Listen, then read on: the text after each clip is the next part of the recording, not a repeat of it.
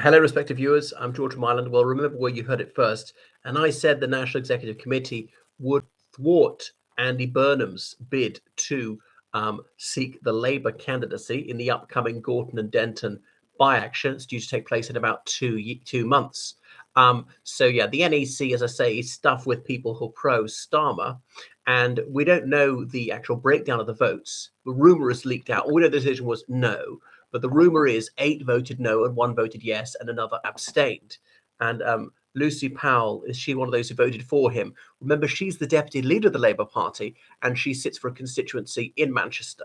So Andy Burnham, a former Labour MP, indeed cabinet minister under Gordon Brown, wanted to come back to have a third crack at the Labour leadership as Starmer is stumbling.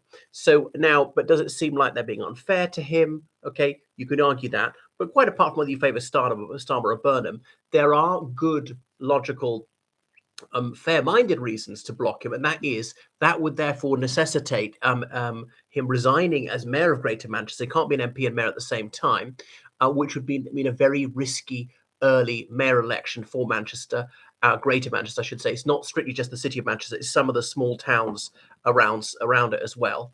And so, why would they do that when Labour's doing so badly in the opinion polls? Won the election with not quite 34% of the vote 2 years ago. Now on like 14% in some opinion polls. I mean, most of them is more like 18%, but nevertheless, now Labour probably would win with any candidate in Manchester, but previously it wouldn't have been a problem. It would have been virtually certainty. I would give Labour, say, a 70% chance of winning in Manchester. And again, that they wouldn't win by a country mile. They did like sort of 40 percentage points. They might win by like 10 percentage points this time. So and they would have to spend about £500,000 on the campaign. Absolutely no reason to do this, just to indulge one person's vaulting ambition. Okay, so can this decision be reviewed? I don't think can there be judicial review in it. I mean, could it be appealed? Could they think again? It's possible they could, but they'd really like to kill the issue and move on. There are people say, "Oh, it's unfair. It's unfair to Burnham."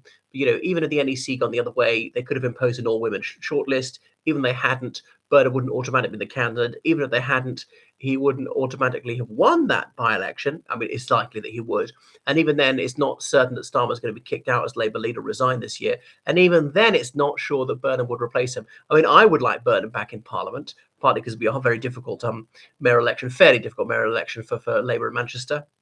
Another thing is, if Starmer's going to go, that's it's just a matter of time.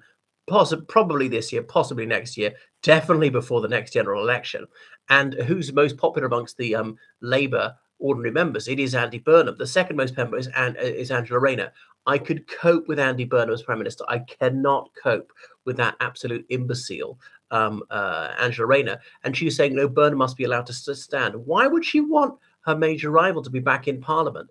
Is she that thick? Possibly. Or does she think it would seem like I'm being unfair if I say he shouldn't be allowed in? Or does she say, well, him coming back, that weakens Starmer, therefore gives me another shot at it? Starmer's not put back in the cabinet. Maybe Andy Burnham would, perhaps as some sort of behind the scenes deal.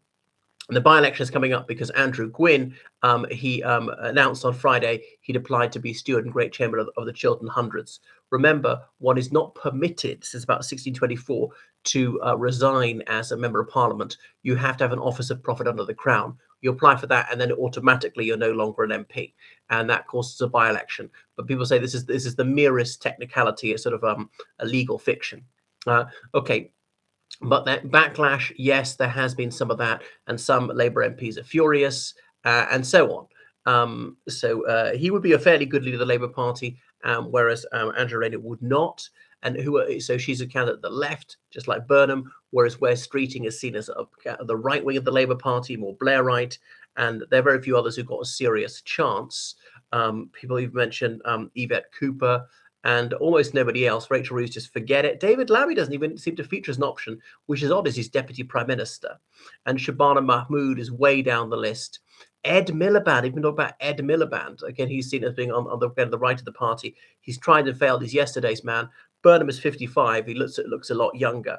So there are 10 people on there. Ellie Reeves, who's the chairwoman of the party, sister of the Chancellor Exchequer, Rachel Reeves. She was on it. The Home Secretary, Shabana Mahmood, is there, and she want to block him partly to save Starmer, partly give herself another chance. She's being on the right of the party. So Labour's got this system whereby if there is a leadership election, right, then then all the members of the Labour Party, they all have an equal vote. They don't have the MPs to narrow it down to just two candidates go to the mass membership. That's what the Conservative Unionist Party does, which is how they ended up with Corbyn, who was wildly popular amongst ordinary members of the Labour Party, but someone that most Labour MPs couldn't abide. Anyway, we shall see what's going to happen.